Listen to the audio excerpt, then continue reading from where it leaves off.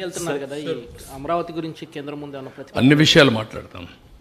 Not only Amaravati, అన్ని విషయాలు మాట్లాడతాం. మళ్ళీ రాష్ట్రాన్ని పునర్నిర్మాణం చేయడానికి ఏమేమి మాట్లాడాలి, అందరం కలిసి పోటీ చేశాం. 3 పార్టీలు కలిసి పోటీ చేశాం. అదే మరి ఎన్డీఏ పార్ట్నర్స్గా పోటీ చేశాం. వాళ్ళకు కూడా ఎక్స్ప్లెయిన్ చేస్తాం. ఎక్స్ప్లెయిన్ చేసి కేంద్ర సహకారం కూడా తీసుకొని మళ్ళీ పునర్నిర్మాణం ప్రారంభం కావాలి. ఎప్పటి నుంచి ప్రారంభమైతే సార్? వన్ బై వన్ ఎప్పటి నుంచి మళ్ళీ వర్కులు స్టార్ట్ అవుతాయి సార్? రీబిల్డ్ చేయడానికి ఎంత టైం పడుతుంది? ఒక అంచనా ఏమైనా వచ్చిందా సార్? ఇప్పుడున్న పరిస్థితులు మనం చూసాం ఓవరాల్గా. అంటే మీకు నేను మొత్తం ఎక్స్ప్లెయిన్ చేశాను. రియల్గా నాకంటే బాధపడేవాడు ఎవడు ఉండడు రాష్ట్రంలో. ఇప్పటికి కూడా నా జ్ఞాపకం, హెలికాప్టర్ తెప్పించి ప్రధానమంత్రి రాకమునుపు 2 days నేను తిరిగి ఇంచ్ బై ఇంచ్ ఈ పవిత్రమైన మట్టిని నీళ్లతో కలిపింది డ్రాప్ చేస్తూ వచ్చాను, అవర్స్ టుగెదర్. అంటే ఒక యజ్ఞం. ఆ యజ్ఞం ఎందుకు చేశాను నేను? ఈ ప్రాంతం మొత్తం పవిత్రంగా తయారు కావాలి, ఎలాంటి శక్తులు అడ్డుపడకూడదు, దుష్ట శక్తులు కడాన వీళ్ళు దుష్ట శక్తులు కొన్ని ఈవేళ ఎక్కడ దిష్టి తగులుతుందేమో, అది కూడా తగలకూడదు అనుకున్నాం. కానీ మనం ఎన్ని చేసినా ఆ దుష్ట శక్తుల నుంచి అమరావతి కాపాడుకోలేకపోయాం. దట్ ఈస్ ది ఫియర్, బాధ, ఆవేదన. But god is great. సరే, రైతులకు సంబంధించి 10 సంవత్సరాలు యాన్యుటీ పీరియడ్ అయిపోయింది కదా, మళ్ళీ దాన్ని ఎక్స్టెన్షన్ చేసే అవకాశం ఏమైనా? అన్నీ ఆలోచిస్తామండి. ఆలోచించి అందరితో మాట్లాడాక అందరి అభిప్రాయాలు తీసుకొని ఏం చేయాలో వాళ్ళకి న్యాయం చేస్తాం. ఈ పునరుద్ధరణ పనులు ఎప్పటి నుంచి స్టార్ట్ అవుతాయి సార్? నిన్నటి నుంచే స్టార్ట్ కావాలి. ఎప్పటి నుంచి స్టార్ట్ అయ్యేది లేదు, స్టార్ట్ చేయాలి. నేను అధికార యంత్రాంగానికి చెప్పాం, నారాయణ గారికి ఉన్నారు, they will start. Investor confidence restore చేయడానికి ఏం చేయాలి? One minute please.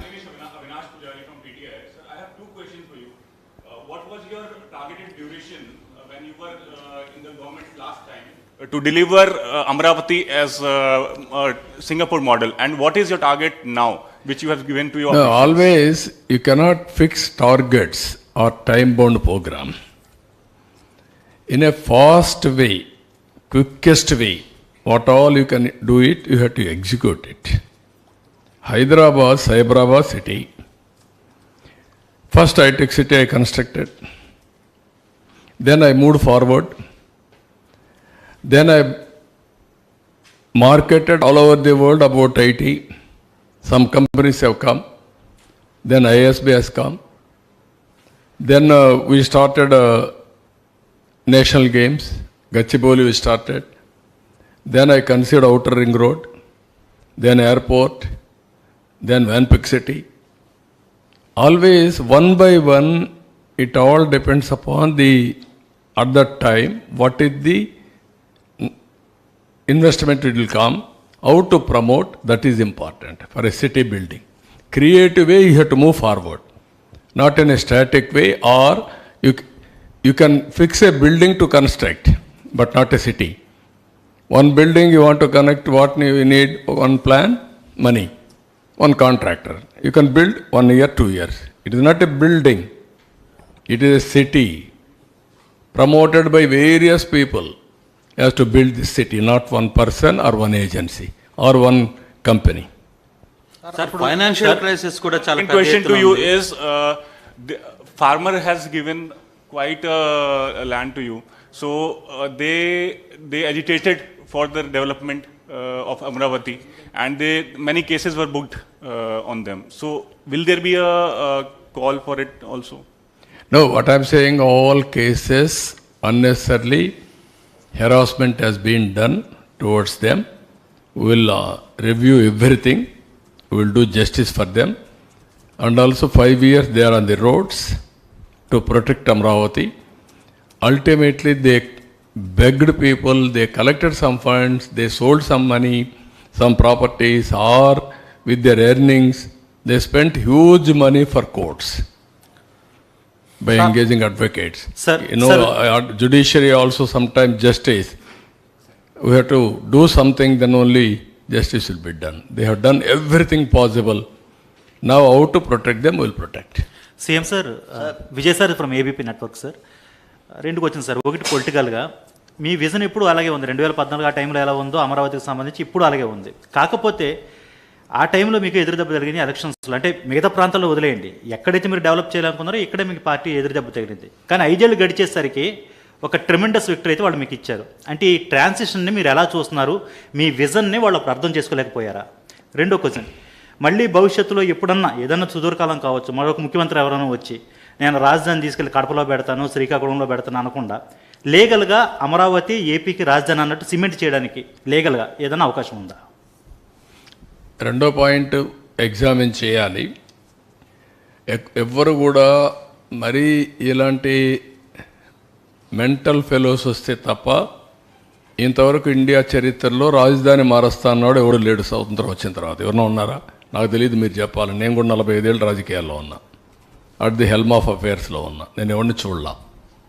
First time I'm seeing a different politician. మీరందరూ అర్థం చేసుకోవాలి, ఎవడు రాలా. అలాంటి తిక్క వాళ్ళ దగ్గర, పిచ్చోళ్ళ దగ్గర కూడా రాష్ట్రాన్ని కాపాడడానికి ఏం చేయాలో ఆలోచించాలి ఇప్పుడు. Not only for Andhra Pradesh, it is a case study for the country. దేశానికి కూడా ఒక కేస్ స్టడీ ఇది ఇప్పుడు. రెండోది, ఓసారి బాధేస్తుంది. నా ఇంటెన్షన్స్ ఆర్ గుడ్. ఓసారి నా ఇంటెన్షన్స్ ప్రజలు అర్థం చేసుకునేట్టుగా నేను చెప్పలేకపోవడం కూడా నా తప్పు కావచ్చు, లేకపోతే వాళ్ళు కూడా ఒకసారి ఎమోషనల్గా డిస్టర్బ్ కావచ్చు. అల్టిమేట్గా రిజల్ట్ ఈజ్ సేమ్. నేను సఫర్ అయ్యా, రాష్ట్రం సఫర్ అయింది, అందరం సఫర్ అయ్యాం. హైదరాబాద్ కూడా మీరు ఒకసారి చూస్తే, నేను ఆ రోజు 2004లో కానీ హైదరాబాద్లో కానీ కంటిన్యూ అయింటే ఇంకొక లెవెల్కి వెళ్ళిపోయింది. అది మళ్ళా 10 ఏళ్ళు పట్టింది. ఈ రాష్ట్రం కూడా 5 ఏళ్ళు కానీ కంటిన్యూ అయింటే కంటిన్యూటీ ఆల్వేస్ క్విక్ రిటర్న్స్ వస్తాయి, ఫాస్ట్ గ్రోత్ వస్తుంది, బెటర్ ఎకానమీ ఎస్టాబ్లిష్ అవుతుంది. అక్కడ గ్యాప్ అనేది కొంత నష్టం జరిగింది, కానీ నేను రిపెంట్ కావడం లేదు. నేను ఎప్పుడు కూడా పాజిటివ్గా ఆలోచిస్తా. ఏది జరిగినా మళ్ళీ దాన్ని అక్కడి నుంచి స్టార్ట్ చేసి ముందు తీసుకుపోవడం తప్ప ఎన్నికపోయే సమస్య ఉండదు. డిటర్మినేషన్.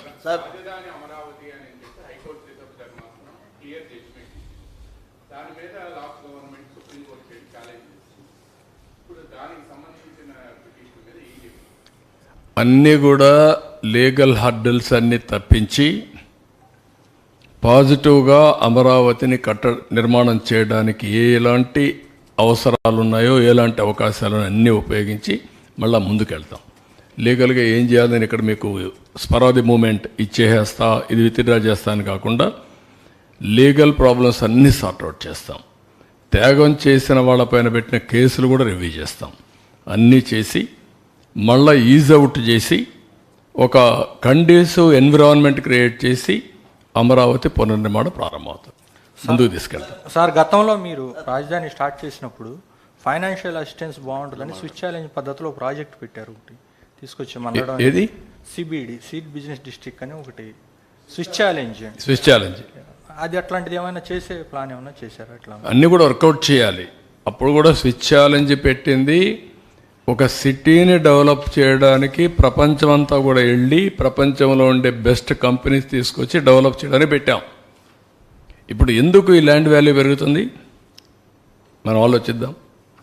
మంచి రోడ్డు వేయాలా, మంచి వస్తువులు ఇవ్వాలా, ఇవన్నీ వేసి దేనికోసం వేస్తాం? మంచి కంపెనీలు రావాలా, మన పిల్లలకు ఉద్యోగాలు రావాలా, సంపద సృష్టించాలా.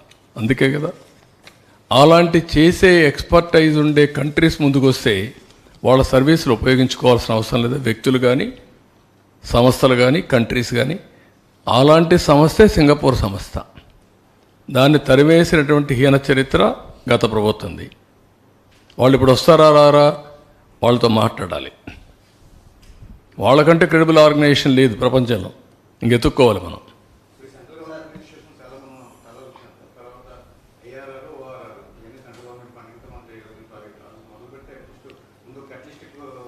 Already started. ఆ అటెంప్ట్ అప్పుడే స్టార్ట్ చేశారు.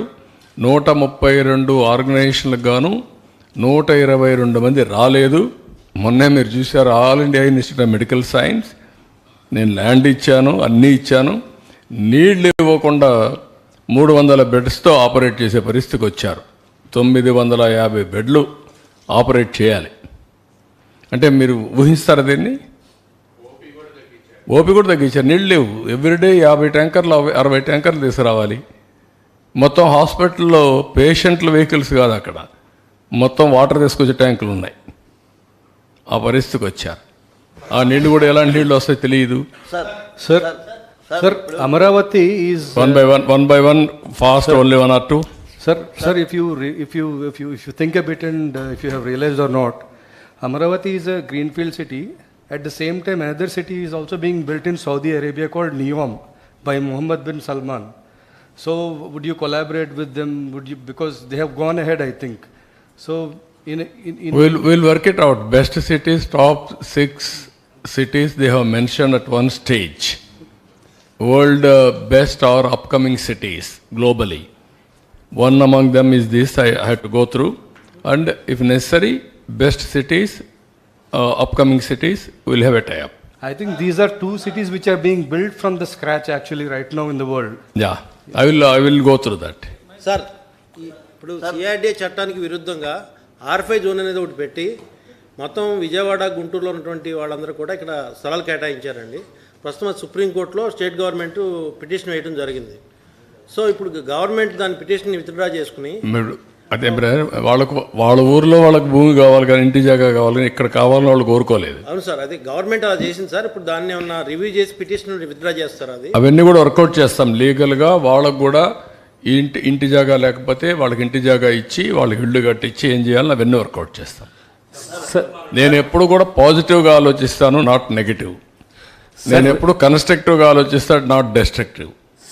వాళ్ళు కూడా ఇక్కడికి ఇచ్చిన వాళ్ళు కూడా నష్టం ఉంటే వాళ్ళకి ఇచ్చిన వాళ్ళు జనైన్ అయితే అక్కడనే ఇంటి జాగా ఇచ్చి ఇల్లు కట్టించి వాళ్ళు సెటిల్ చేస్తాం. సార్, ప్రస్తుతం ఆర్థిక పరిస్థితుల్లో ఇప్పుడు మళ్ళీ రీబిల్డ్ చేయడానికి కావచ్చు, నిజంగా మనం వర్కౌట్ చేసుకునే పరిస్థితిలో ఉన్నామా? ఈ 5 సంవత్సరాల కాలంలో వదిలిపెట్టలేం కదా ఏది కానీ. లేకుంటే నాకెందుకు ఓట్లు వేశారు? ఎస్, ఎందుకు వాళ్ళకి 11 వేసి నాకు 164 సీట్లు మాకెందుకు వేశారు? మా కూటమికి నమ్మకమే కదా, నమ్మకాన్ని నిలబెట్టుకోవాలి కదా. కష్టాలు ఉన్నాయి, నష్టాలు ఉన్నాయి, ఇబ్బందులు ఉన్నాయి, but I have to fight. నేను ఈ కష్టాలు నష్టాలు మీ ద్వారా ప్రజలకు కూడా ఎప్పటికప్పుడు తెలియజేయాలి. నేను ఇప్పుడు that is my duty. Sir, to regain confidence of investors మనకి ఏదైనా ఒక స్ట్రక్చర్ అయినా కంప్లీట్ చేయడానికి is there any possibility to make it a role model? No, it is a continuous process. ఈరోజే కూర్చొని ఇన్వెస్టర్స్ అందరినీ మీరందరూ వచ్చేయంటే వారు ఒక మాట చెప్పారు, 130 మంది యాక్సెప్ట్ చేశారు ఆ రోజు. గవర్నమెంట్ ఆఫ్ ఇండియా ఆర్గనైజేషన్స్ కానీ ప్రైవేట్ కానీ. అందులో ఒక 4-5 వచ్చాయి, ఇంకా కొన్ని రాలేదు. మిగిలినటి వాళ్ళందరినీ సౌండ్ చేస్తాం, ఎవరితో రాకపోతే కన్విన్స్ చేస్తాం. ఆ రోజు కూడా పాలసీ మీరు పెట్టుకుని చూస్తే top 10 universities in the country I want invite. Top 10 ఎట్లా ర్యాంకింగ్ నువ్వు నేను డిసైడ్ చేసేది కాదు. దేశంలో first top 10 ranking various organisations ranking చేస్తాయి. వాళ్ళలో ఒక 10 top 10 international schools, top 10 hospitals, schools, ఇట్లా బెస్ట్ పీపుల్ అందరినీ తీసుకురావాలనుకున్నాం. ఇప్పుడు వాళ్ళందరినీ మళ్ళీ అప్రోచ్ అవుతాం. టాప్ 10 రాకపోతే టాప్ 15కి వెళ్తాం. కానీ 1 by 1 how to build will bring. Sir, ఏవైతే నిర్మాణ సంస్థల మధ్యలో వదిలిపెట్టారు సార్, వాళ్ళకి బకాయిలు ఉన్నాయా? ఆ బకాయి చెల్లిస్తే వాళ్ళు విల్లింగ్ ఉన్నారా రావటానికి మరలా, లేకపోతే మార్చాలి? 2 ఉన్నాయి. ప్రాబ్లమ్స్ ఉన్నాయి, వాళ్ళకి బకాయిలు ఉన్నాయి, వాళ్ళకి బకాయిలు చెల్లించాలి. ఖజానా ఖాళీగా ఉంది, ఇక్కడ సమస్యలు ఉన్నాయి. దాన్ని బ్యాలెన్స్ చేయాలి. అదే మాదిరిగా ఈరోజు ఎంత భయంకరం అంటే ఈ రూమ్లో కూర్చొని రివ్యూలు చేస్తున్నా. కొన్ని డిపార్ట్మెంట్ మాత్రం అత్యవసరంగా చేశాను. నెక్స్ట్ వీక్ నుంచి ఫుల్ ప్లెడ్జ్లో తీసుకుంటున్నా. నేను 4వ ముఖ్యమంత్రి. నెవర్ ఐ హ్యావ్ ఈ టైప్ ఆఫ్ లెగసీ నేను ఎప్పుడు చూడాల. అంటే ఫస్ట్ టైం వచ్చినప్పుడు ఆఫీసులు రివ్యూ చేశాను, ఫుల్ కాన్ఫిడెన్స్, జోష్, ముందుకు తీసుకుపోయా. అప్పుడు ఇబ్బందులు ఉన్నాయి. 2వసారి వచ్చాను, ఈ పరిస్థితి నాకు లేదు, నేనే ఉన్నాను. 3వసారి వచ్చాను, అప్పుడు కొన్ని ప్రాబ్లమ్స్ ఉన్నా, కొత్త రాష్ట్రం, సవాళ్ళ ఛాలెంజెస్, పరిగెత్తే యంత్రాంగం. ఇప్పుడు వచ్చిన తర్వాత యంత్రాంగం డల్ అయిపోయారు, అలవాట్లు మారిపోయినాయి, వ్యవస్థ మొత్తం డిస్ట్రాయ్ అయిపోయింది, సిస్టమ్స్ అన్నీ కొలాప్స్ అయిపోయినాయి. మేము వదిలిపెట్టిపోయింది ఇప్పుడు ఉదాహరణకు ఈరోజు మేము చూస్తే మొత్తం రాష్ట్రంలో మున్సిపాలిటీలో మస్కటోస్ ఉండే స్పాట్స్ ఎన్ని ఉంటాయి అని మేము రీసెర్చ్ చేసి ఐడెంటిఫై చేసి బ్లాక్ స్పాట్స్ ఆ రోజు 20,000 ఉన్నాయని ఐడెంటిఫై చేశాం. ఆ 20,000 ఎవ్రీ ఇయర్ 3 నెలలకు ఒకసారి 15, 10, 5, 4 అట్లా అయ్యి 0కి రావాలని అప్పట్లోనే డ్రోన్స్ పెట్టి మస్కిటో ఎక్కడుందో ఐడెంటిఫై చేసి అవన్నీ ఇంకొక డ్రోన్ పంపించి అక్కడే స్ప్రే చేయాలని పెట్టాం. ఇప్పుడు ఏమీ లేవు. చెత్త తీసేవాళ్ళు లేరు, చెత్త వేసేవాళ్ళు ఉన్నారు. సార్ రాజధాని అభివృద్ధికి వాలంటీర్గా సపోర్ట్ చేయడానికి వచ్చే వాళ్ళు ఉన్నారు. అట్లాంటి వాళ్ళని అందరినీ తీసుకుంటాం. ఇప్పుడు కొంతమంది నిన్న కూడా వచ్చారు, 1 లక్ష రూపాయలు ఇస్తున్నారు, కొంతమంది 10 లక్షలు ఇస్తున్నారు. ఆ స్ఫూర్తి ఉంది. కానీ వాళ్ళు పూర్తిగా వాళ్ళ సహకారం తీసుకుంటూనే మనం అంచెలంచెలుగా ముందుకు పోవాలి. Will move forward with. దానికి ఏమైనా స్పెషల్ లైన్ తీసుకుంటారంటే ఏదన్నా లైన్ ఏమి లేదు, ఆకాశమే హద్దు. నువ్వు ఒక ఆలోచన ఇస్తే దాన్ని కూడా అమలు చేస్తా, ఒక ఆయన ఆలోచిస్తే అది కూడా అమలు చేస్తా. నా మనస్తత్వం అదే. ఒక్క విషయం మీరందరూ ఒకటి గుర్తుపెట్టుకోవాలి, నాకు ఫిక్స్డ్ ఐడియాలజీ కానీ రిజర్వేషన్స్ ఉండవు. నా ఆలోచన ఒకటే, నేను చేసే ప్రతి ఒక్క పని నా ప్రజలకు లాభం జరగాలి. అది ఏ పనినా కావచ్చు. రోజు రోజుకు వాళ్ళ జీవన ప్రమాణాలు పెరగాలి. పేదవాడికి అండగా ఉండాలంటే సంపద సృష్టించాలి. మళ్ళీ వాళ్ళని ఏ విధంగా చేయాలనో మనం మీరు చూశారు, కష్టాలు ఉన్నాయి. 4,408 కోట్ల రూపాయలు పెన్షన్స్ ఇచ్చాం. ఇవ్వడం కాదు, రాగద్వేష కొంతమంది అన్నారు, ఇందులో వైఎస్ఆర్ కాంగ్రెస్ పార్టీ కావాలని ఇచ్చుకున్నారన్నారు. కాదు, ఫస్ట్ అందరికి ఇవ్వండి, అనర్హులు ఉంటే తర్వాత చూసుకుంటాం, కానీ కక్ష విధానం ఎక్కడా ఉండడానికి వీల్లేదన్నాం, ఇచ్చాం.